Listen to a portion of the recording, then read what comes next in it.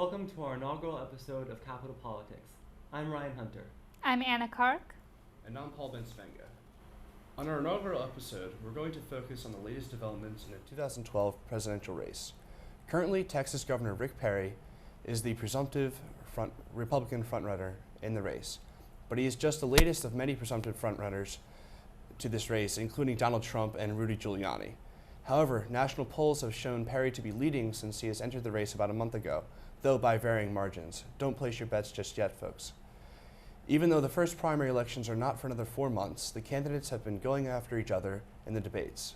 Bachmann went after Perry in the most recent debate for his support of a mandatory HPV vaccination in young girls. Then after the debate, relayed an anecdote from a mother who claimed the vaccine caused mental retardation in her child. Romney has been openly critical of Perry for calling Social Security a Ponzi scheme in a recent book. All right, so where do we start here? Well, I would say that it's interesting the way that media outlets have focused on, Perry versus Romney versus Bachmann, and it completely ignored other candidates like, Giuliani. Well, Giuliani is not running.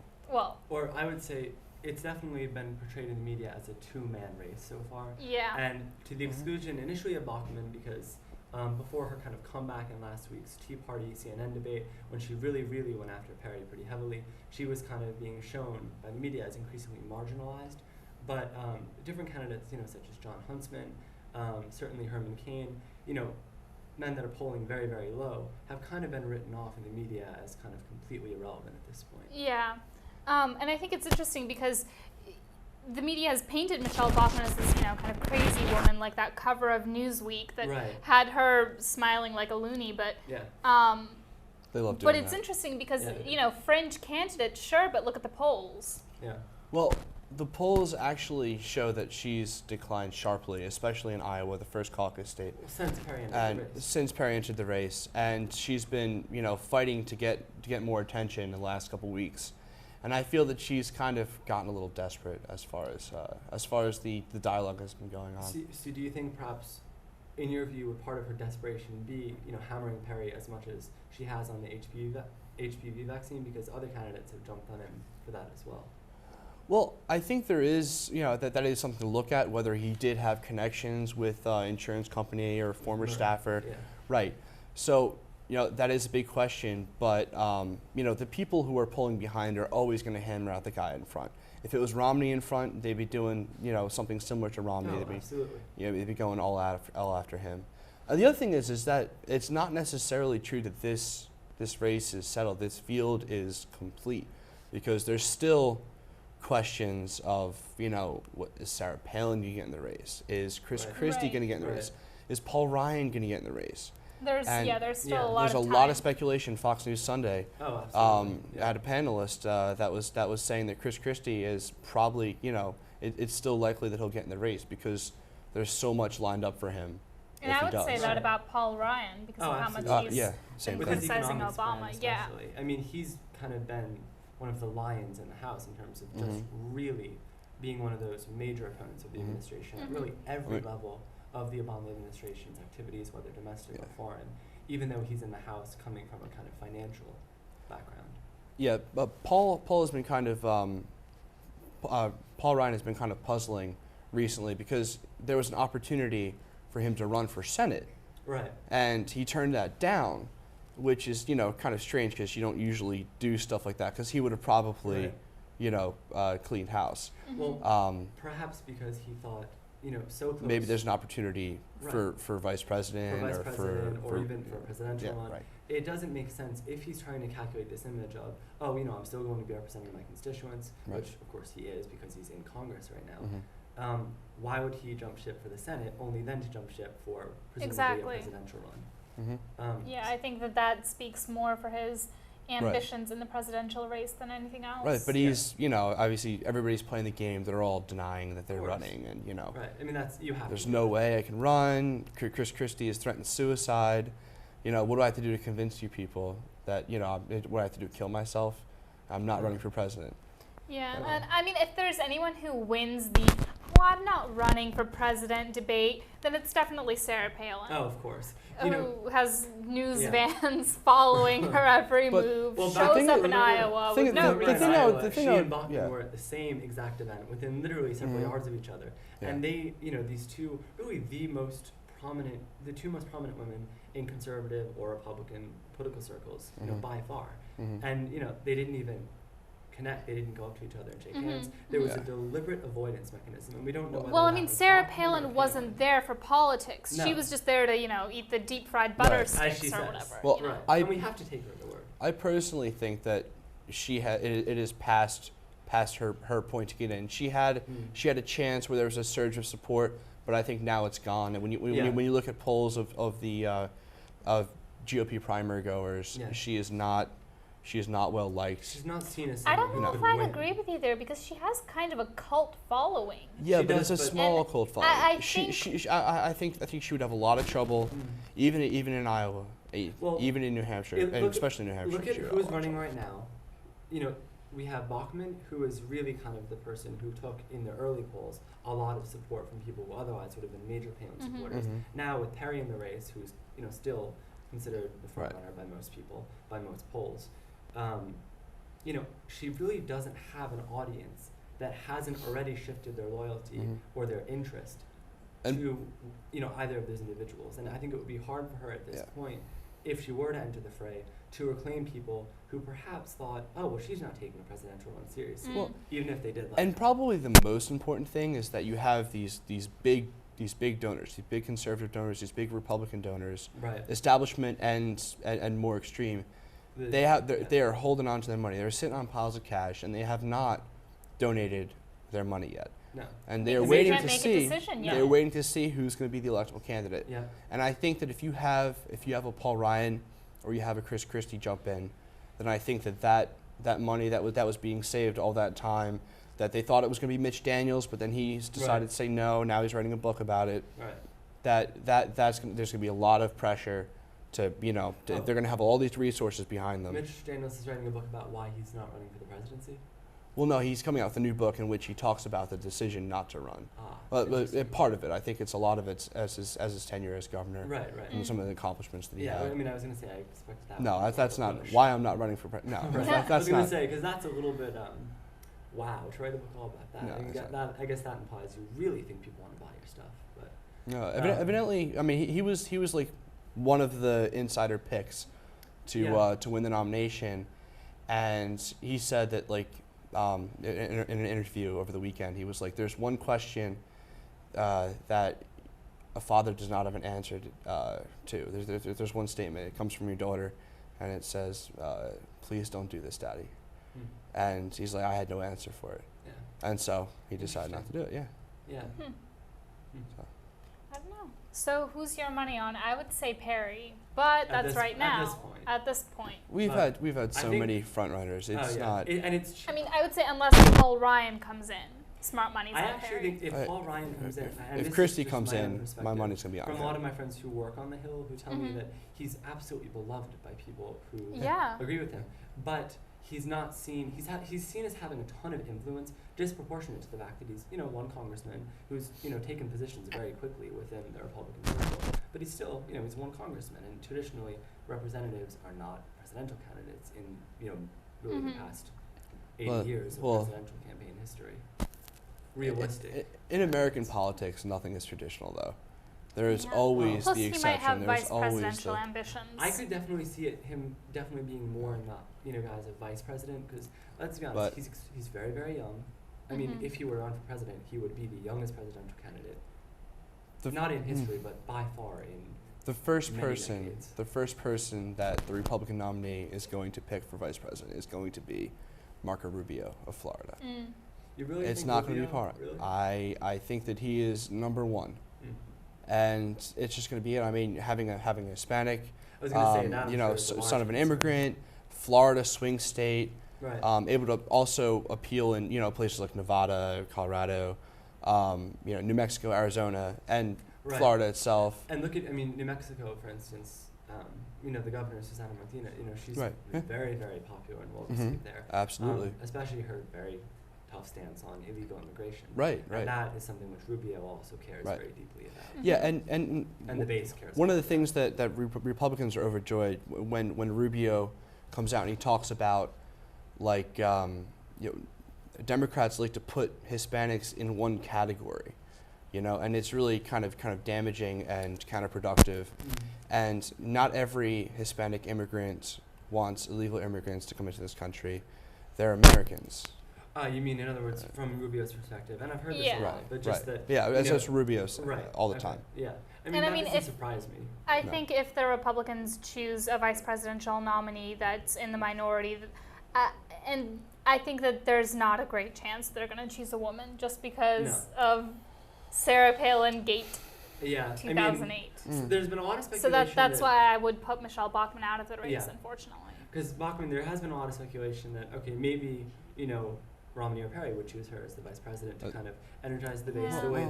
that McCain thought to do with Palin. Not going to I don't see happen. it happening at this rate It's- because The Midwest is it's going to be in play, very, though. very difficult. The Midwest, I mean, you look like Cook's political report just changed Michigan and Minnesota. Right. They're all going to be in play. Real Clear Politics has them as toss-ups. It's going to be they're going to be very competitive for the first time in 30 years, or 25 years. Republicans are going to be competing for those states, and it's going to be quite something to see. It really is. And we're going to have to wait and see what happens. Yeah, absolutely. and I'm excited Yeah. to Very see this race play out. It's gonna And be very interesting. there's new news today that Barack Obama might have a primary challenger. And a group of liberal Democrats have vowed that they will have a primary challenge to Obama. Not necessarily, Yeah. Mm-hmm. I remember something we heard about this. was a little sabotage. bit right after he was elected, the I campaign. remember. Yeah. It was It's a symbolism. symbolic, trying to keep him in line. But I think Ralph Nader has as much chance as Ron Paul at the Well, presidency. no, I but- mean, but it's the not fact so that much I think the he fact knows that he he's has no the chance, fact but- that he's getting primaried, it shows the discontent on the left, and I think that that's very important to show yeah. people. There's always those people that stay home Yeah. all the time. Oh, I think Right. that's going to be the president's biggest challenge, especially with, we just saw last week with former Congressman Wiener's district, And former Congressman Chuck Schumer's district. Yeah, it's very interesting how it's shifted in the sense that, you have this district where Democrats outnumber Republicans in terms of registered voters, Yeah. but progressive Democrats are not coming out at all because they're very disillusioned with the president's policies. Yeah. And I guess he just has to hope that they change their minds. Right. Well, you had that op-ed article in the Chicago Tribune today that suggested that President Obama should bow out of a re-election campaign and That's allow. that's Well, not gonna no, happen. it's not going to happen. But it makes the argument that if Barack Obama runs again, even if he wins, he's likely to be faced with a Republican Senate and a Republican Right. House, both very much against him and what he's trying to What is he going accomplish. to accomplish then? Right. And I think so. it's a bit preemptive to say Yeah, with certainty that. Well, go ahead. Well, no. I'm not saying with certainty that Republicans are going to win the Senate, Right. but the suggestion is there. And he finished the image of letting somebody else like Hillary Clinton, who is Yes. tremendously popular, Extremely popular. running and going through all these trials and debates, and Right. Barack Obama trying to wrestle a cap off of a bottle of Corona on a beach in Hawaii. And I thought that image wow. was kind of. Well, I don't think I if he mean, bows out yeah, of the it's- presidential race, he's going to just.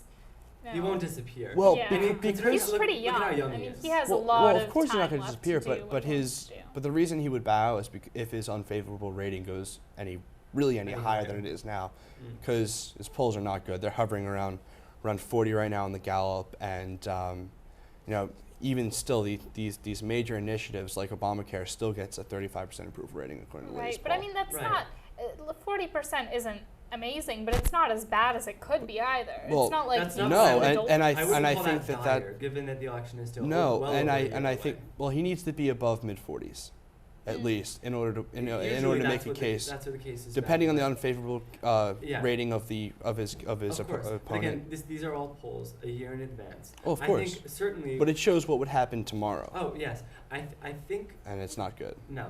Well, Not looking the good. attitude that certain Republicans and conservative and moderate Democrats have, which is perhaps the president should consider for the interests of his own party, Mhm. bowing out. I think as much as that is completely something which is anathema to Right. most Yeah. Democrats and certainly most progressives, even if they are nominally saying let's have Nader challenge the president in a Mhm. primary, I think But- we're going to see that gain a bit more traction just because of Clinton's kind of reservoir of popularity, which really is pretty deep. I think that if the president bows out, though, it's going to be I don't see him the bowing out popularity is at going all, to shift but automatically towards the Republicans because it's kind of saying, well, It's we like an can't do abandonment. this. It's Yeah. an abandonment for the Democratic Party as a whole, and people who are in the middle are definitely going to shift They're going to see it as their weak. attention Well, to, Yeah, I Perry. mean, Yeah, I can the see that. diehard supporters might see it as abandonment, but let's say his approval goes down to 35, and it's Well- it's January, or something like that. I mean, that's a hard decision to make when you have so Right. much at stake, Yeah. and the Democrats have a pretty bright future electorally in this country, and it'd be kind of strange to kind of throw it all away, with this last, because there's nothing special about this president running for the presidency anymore. You know what I mean? He is no longer. I think he could Well- reclaim that. I think it He's is. gonna have a lot of trouble it's doing that. definitively We'll have too to soon wait to and tell. see. Yeah, it's a year. It's well over a year away. That's a lifetime in politics. Let's be honest. I mean, Mhm. I We mean, can someone predict could have a trends. baby, someone could, exactly. send another inappropriate text message. Who Hey, knows what could you know, happen? There are a lot of winners to go around, especially Yeah. in politics. So. Okay, so we just went there, didn't we? Yeah. Well, I wasn't making a joke. My father actually went to college with the former congressman, and it was just interesting to see his reaction to that whole thing. It was all just depressing the way I that have it played out. I have no comment. It was Yeah. Well, I don't care. I mean, it's over. yeah. Those I people. don't know. I mean, I think maybe in like 20 years or so he can come back. And No, Maybe if, you think if when you I think- Maybe when think he's gotten over some of maybe. those urges. well, I feel that's not. if he you doesn't if you rule if, if you're the- sending text messages to 19-year-old girls and you're a U.S. congressman, Well, you're This is you're an nothing idiot. new. There's no way that that's not going to come out. No, Like the especially guy in this in day and upstate New age. York yeah. taking pictures of himself with the Right after he was shirtless. elected. All right, yeah, moving on. bad decision making, Yeah, which I hope we definitely. won't see in the elections. That's Or for sure. actually, I like drama, so I hope we see. it in I'd the love for it to be elections. about the issues, though. Wouldn't that be nice for once? That's all for the latest 2012 news today. Now for some international news, here's Charles Merrick with the International Report.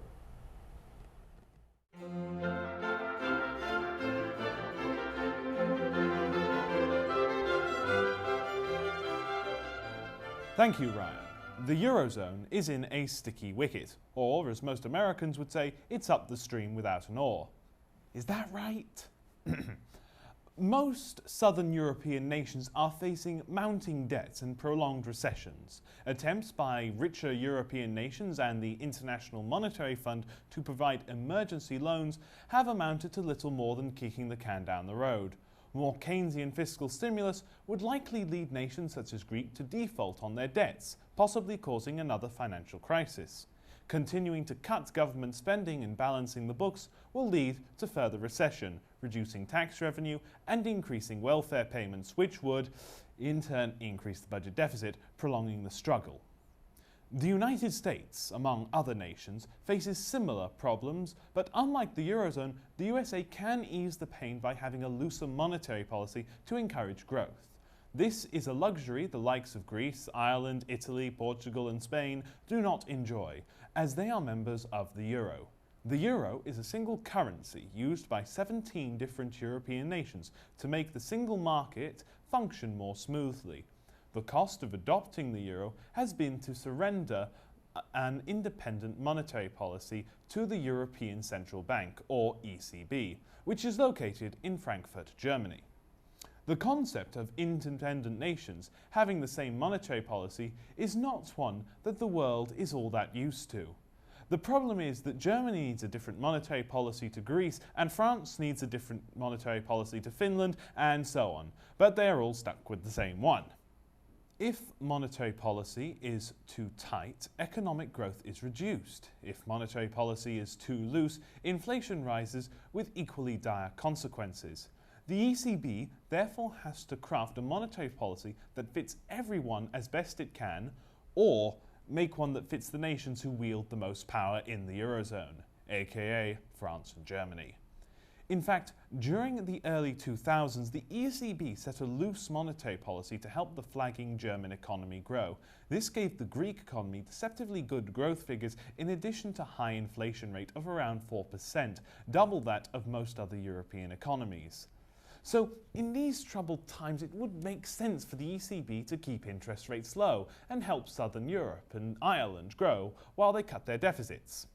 However, this train of thought obviously doesn't make sense to the ECB, who recently decided to raise interest rates to 1.5%, probably to offset expected inflation in the growing German economy. The issue of monetary policy would not be such a serious issue if Eurozone members were equally as competitive as one another.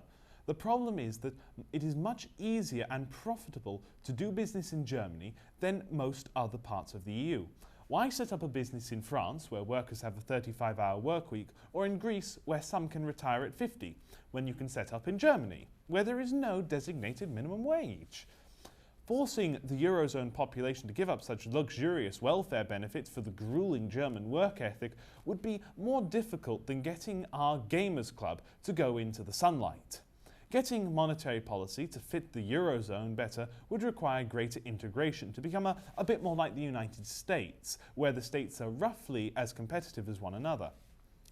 Even though states in the USA can set their own taxes and regulations, all still have to follow the laws made by Washington. America's best performing state at present, Texas, has an unemployment rate of around 8%, which is only 1% lower than the national average. Because all the US states are about equal, having a single currency works. The danger with the Eurozone adopting this is that if the process were forced on member states, it would confirm Eurosceptic fears of the creation of a United States of Europe and the surrender of sovereignty to the Leviathan in Brussels. Euroscepticism is at an all-time high, and pushing through unpopular integration would likely lead to the election of Eurosceptic populists like Marine Le Pen of France and Timo Soini of Finland, which could threaten the very existence of the EU. The only real alternative would therefore be to abandon the single currency experiment and return to independent currencies and independent monetary policies. This, however, would likely cause a massive meltdown in the financial world as investors and bankers try to minimize their exposure to the Eurozone's collapse by getting rid of their euro. There would then be a possibility of another global recession and that's something no one is in the mood for. There have been three major lessons from the current Eurozone crisis that need to be remembered. The first is that a unified monetary policy is the most effective when the nations are equally as competitive each other in the global economy. The second is that for Keynesian fiscal stimulus to be effective, nations must save in the good years rather than accumulate large debts like the USA, UK, Greece, Ireland, and countless others did during the 2000s. That way they can spend in the bad years without running the risk of defaulting on their obligations. And the third and most important lesson is that we British were right, and this experiment with the euro would fail. Now then, Europe, bow down and pay homage to the Anglo-Saxon race. Sorry about that. Well, that's it for the international report. When we return, Anna will examine President Obama's newly released deficit reduction plan. Welcome back to Capital Politics. President Obama's deficit reduction plan was revealed today, and the reaction from Democrats and Republicans is widely anticipated. The White House has promised that Social Security is not going to be affected by the plan, but there has been no announcement regarding other entitlement programs like Medicare, which leaves many liberals worried. Obama is expected to slash approximately $3 trillion from the federal deficit, and nearly half of that is supposed to come from tax increases. Based on the rhetoric on the other side of the aisle, this is unlikely to pass Congress. No tax hikes has been the battle cry of the Republicans. But Obama vows a veto if the plan comes back to him from Congress with 0% tax increases. Obama's poll numbers with the left have been sinking, and a cut to any entitlement programs like Medicare would leave him without much of the support that he needs in the 2012 elections. The plan includes ideas for an overhaul of the tax code. There's also a rumor that Medicare and Medicaid will be affected. So much so that $300 billion over a period of 10 years will be saved. Where will Obama cut the money from? One of the likely suggestions is cutting the pay of providers of medical services, but that can't possibly save that much money over 10 years. Obama had been receptive to raising the eligibility age from 65 to 67 when he discussed the issue with John Boehner during this summer's negotiations, but it appears his tune has changed. The White House maintains that this money will not be saved by raising the eligibility age, but with that much money coming from Medicare and Medicaid, Obama will certainly still lose clout with members of the party. MoveOn.org has already issued its criticism in advance of seeing the actual plan. The plan also includes a Buffett rule, a rule that prevents millionaires from paying lower tax rates than middle-class Americans. However, the president has yet to put out any specifics on the table and is unlikely to do so, so the definition of middle class will remain murky for some time. Regardless, GOP leaders have already rebuffed the plan, which is ironic since the multimillionaire himself has spoken in favor of it. The White House stressed that the plan would not include tax hikes in the short term, but that this plan would take effect over the span of 10 years. Many of the cuts are expected to come from the corporate world. Obama wants to end tax breaks for oil companies, corporate jet owners, and investment fund managers. How will this hold up with the Republican Party? Paul Ryan has already fired back. If you tax job creators more, you get less job creation. If you tax investment more, you get less investment. The plan includes the fixing of a glitch in the healthcare bill, as well as saving $1 trillion in military spending, including troop withdrawals from Iraq and Afghanistan. That earns clout with many anti-war Democrats, but the fact that some of that money is also coming from military retirement losses loses favor too. Veterans groups, for example, have already spoken out against this proposal. Another money-saving technique laid out in the plan, more than $20 billion in co-payment fees for prescription drug coverage for military families and retirees. So, fresh on the heels of providing everyday Americans with health care benefits, Obama is taking some away from our soldiers. The president's plan is considered an election year plan. The Democrats want to save entitlement and raise taxes. The Republicans want to lower taxes and slash entitlement programs. Same old debate. It'll be interesting to see whether or not the super committee will be able to reach any sort of agreement. All right, we're going to take a short break. When we return, Paul will interview AU professor Alan Lichtman. We'll be right back. Welcome back to Capital Politics. Today I'm joined on the show by American University professor Alan Lichtman. Professor Lichtman has worked in the AU Department of History since 1973, and in 2006 ran for Senate in the state of Maryland. Lichtman is well known for his 13 keys to the White House, which have been used to predict the winners of presidential elections. Last month, Professor Lichtman made news by predicting President Obama would win re-election in 2012. He joins us now in the studio. So, you've gotten a lot of response from this. Your system here, these 13 keys, have been right ever since you came out with them, and your book published in 1996. Right, but I first developed the system in 1981, so the system has been right since 1984, 7 elections. Okay, first thing, what exactly makes this election different from Jimmy Carter and George W. Bush Sr.? What makes this election different is while both of those presidents had difficult economies, they had a host of other problems. Okay. For example, Jimmy Carter had the Iran hostage crisis. Right. He was not charismatic. He had introduced no policy change. George Bush Sr. had no policy change. And of course, he had that pesky little guy, Ross Perot, running a major third-party campaign. Those are some of the salient differences. Okay, excellent. Well, let's run through your formula here. The first key is like party mandate, Right. whether the past election, the past midterm election, had yielded more seats in the House for the incumbent party, and that is Obviously not the false. case, right? So that's one out GOP against swept. Obama. One out against Obama, and then number 2 is a primary contest or That's a significant third party. Well, those are two separate keys. Okay, Primary yeah. contest, Primary there's not going to contest. be one. There's no significant Democrat Right. in the Nobody's field. Nobody's going to challenge. No, not the seriously. Sitting president. Number 3 would be the incumbency. Right. Obviously, that's an easy given. Third party. There's not. You don't think there's going to be a significant third party? In No, this it's race. got to be a third party capable of getting 5% of the vote. Right. That's hard. Now, That's not going to happen. Now, one thing that's kind of strange. It wouldn't be as like a third party, but the Tea Party.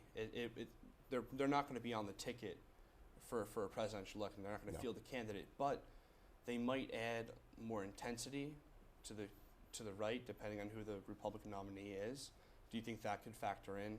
No. to In that fact, key, the or nice not? thing about the keys is actually they go all the way back to 1860. Right. So they've worked through all kinds of different political situations, Okay. through a total transformation of the country, in the pre-television, pre-jet plane, Right, right. pre-polling era. So all those things that come and go, don't turn the keys because the keys is an historically robust system. So of the first 4 keys, the political keys that we've gone through, Mm-hmm. Obama's lost one. Okay. Now, here we go to the economic keys. Short-term economy, you rule it as neutral. Well, we don't know Because yet. We don't know yet because the campaign hasn't really started, and Correct. we don't know whether we're in a recession.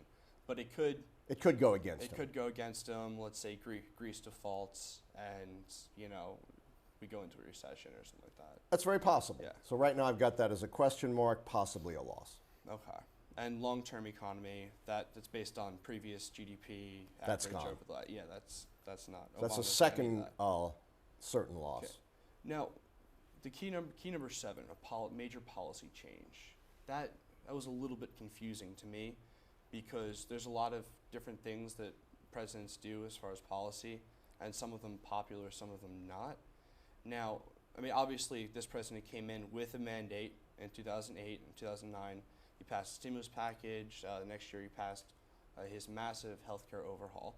Huge And historic change. Huge, historic, absolutely. But still, to this day, I know all parts of it have not been implemented yet. The stimulus package, and along with TARP and things like that, which was first passed under Bush, then again under Obama, have remained very, very negative in the polls. The public does not necessarily like them for different reasons. Some people don't like it on the left because it didn't do enough, Right. and other people on the right think it's a massive expansion of government. Other people who don't know, or aren't really as politically astute, think that there was a lot of waste. There was, stimulus money going to congressional districts that didn't exist.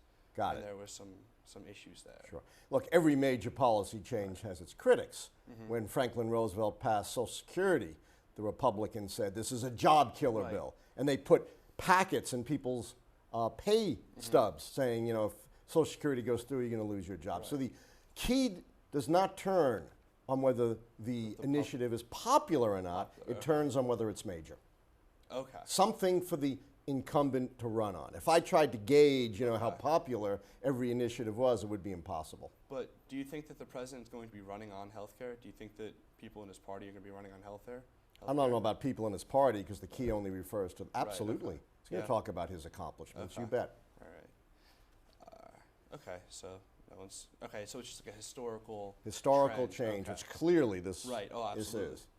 Okay, and social unrest. What exactly?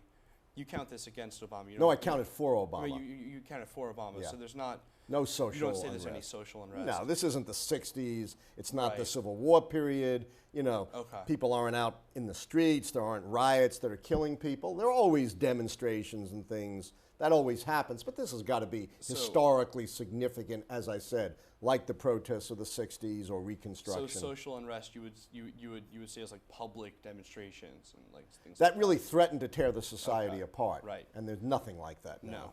Okay, but I mean, there's a lot of strain on. There you know, always on is. society and households. But that's different. That's Right, the okay. economic stuff. Absolutely.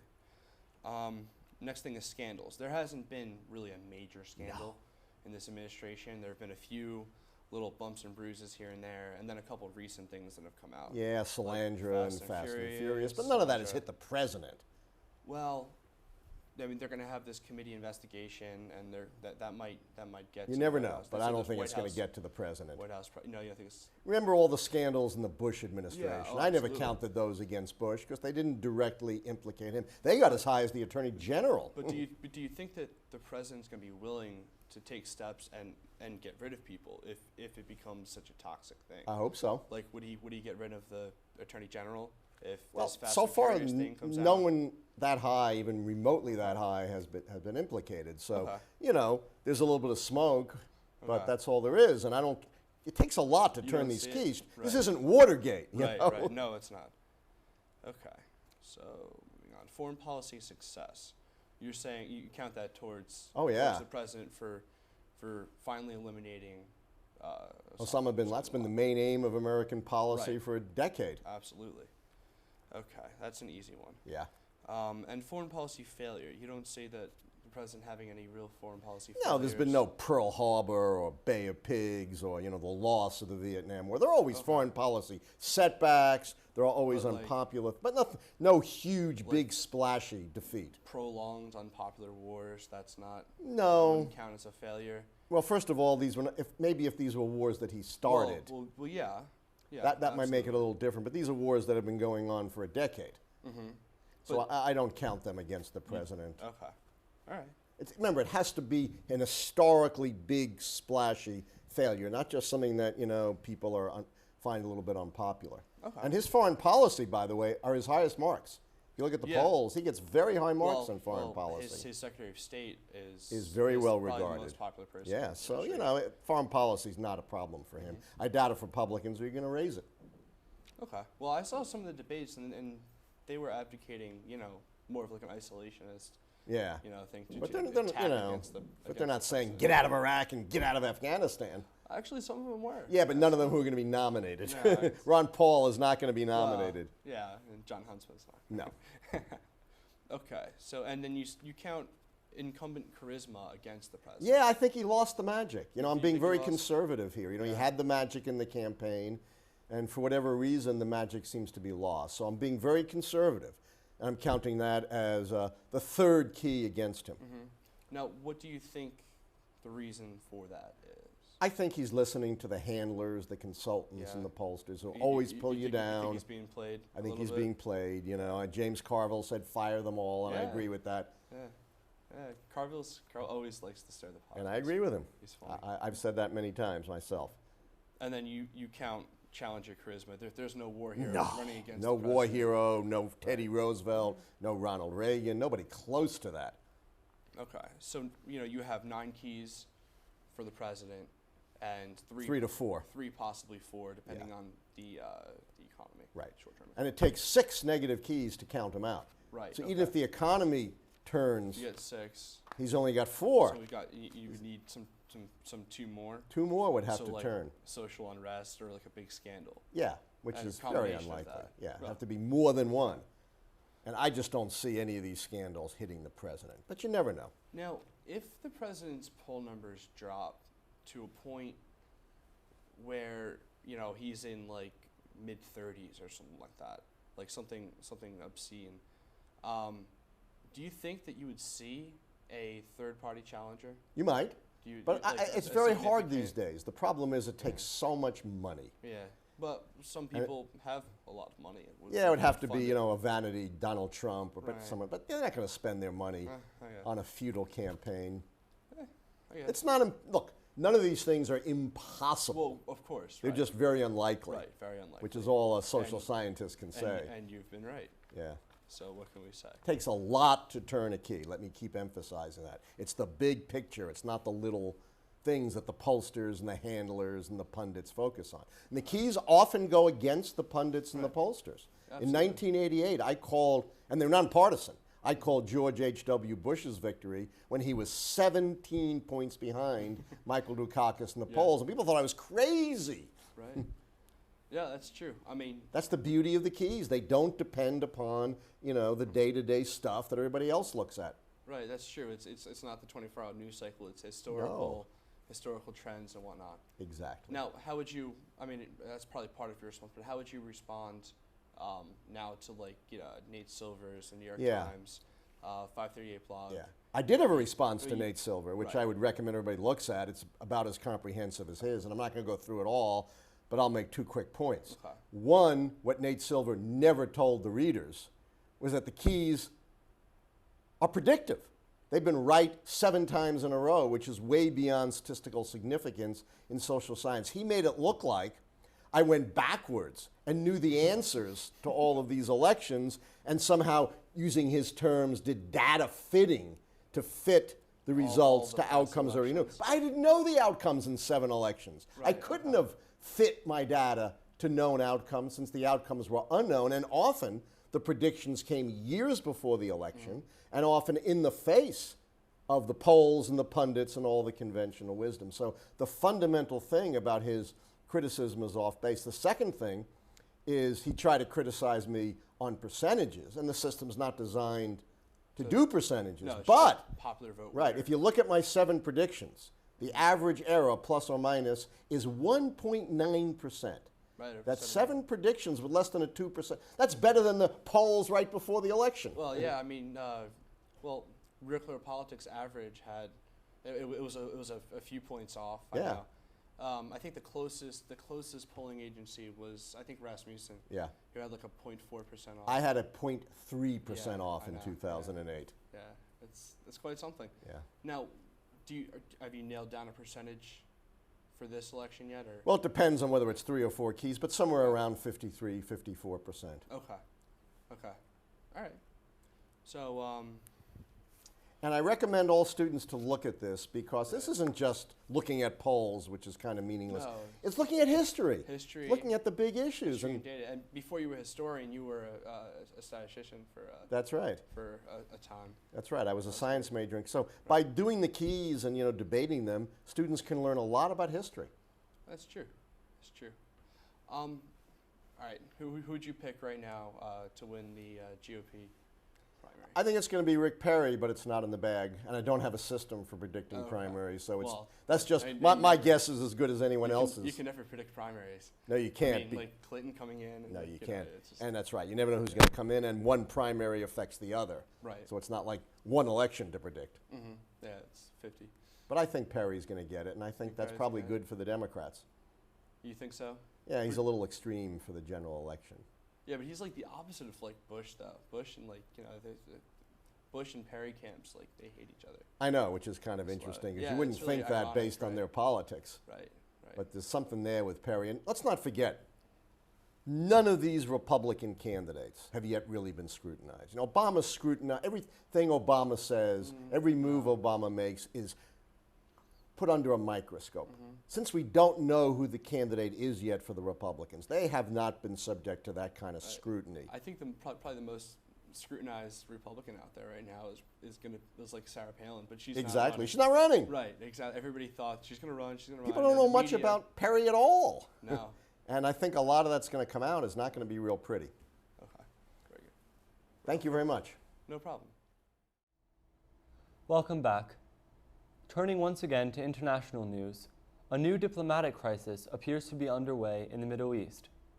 Palestinian Authority President Mahmoud Abbas announced to Palestinian supporters and international media on Friday, September 16th, that he would be seeking recognition for a Palestinian state this week at the five-member United Nations Security Council. This announcement, long anticipated by American and European foreign policy experts, nevertheless puts the Obama, Cameron, and Sarkozy administrations in a serious political quandary. Britain, France, and the United States are major and declared allies with the State of Israel, with powerful civilian lobbies dedicated to maintaining the status quo.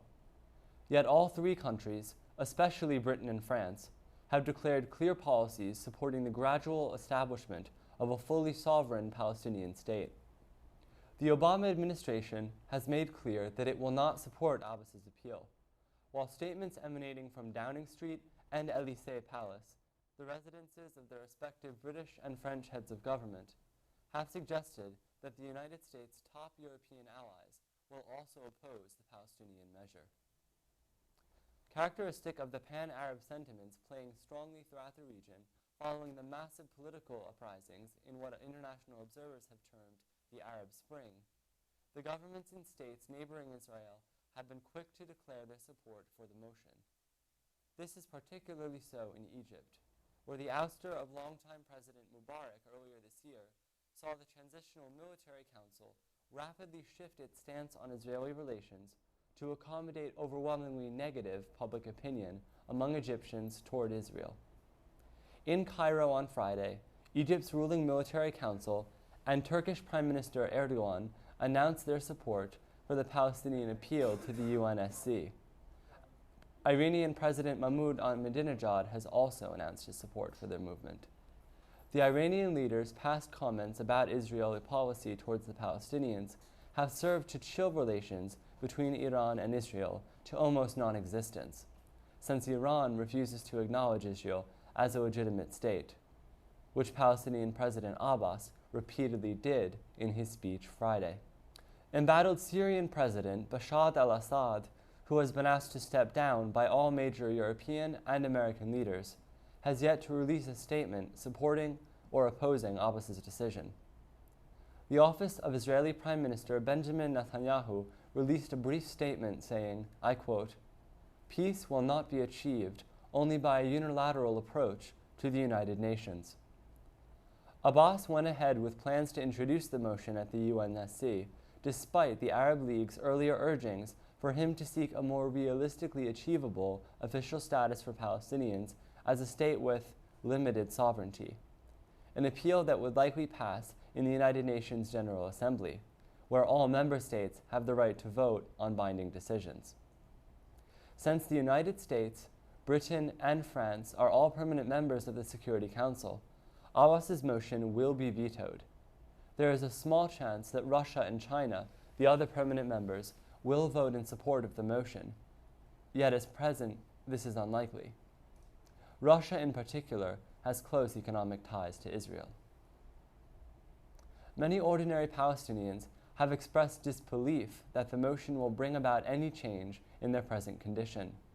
The Hamas government, which controls Gaza, banned any public demonstrations or speeches in support of Mr. Abbas's motion. This militant group believes that only armed resistance among Palestinians to what they see as Israeli occupation of their lands will bring about statehood, while many Palestinians living in Ramallah, where Abbas made the announcement, stated their belief that the United Nations motion would fail to bring them any closer to having their own sovereign state. Many international observers believe the gesture to be purely symbolic, raising the issue of Palestinian statehood directly before the supreme administrative body of the United Nations, since at present there is no hope for its passage. Israeli lobbyists within the United States expect the motion will put additional pressure on Israel to withdraw from controversial settlements it has been building in the West Bank and in East Jerusalem, the area of the Israeli capital that many Palestinians wish to become the capital of their future state. American foreign policy experts fear that the motion's proclamation by Abbas will lead many young Palestinians to take to the streets in support of what is in all practicality a doomed gesture, which their leaders are telling them that they are optimistic will succeed.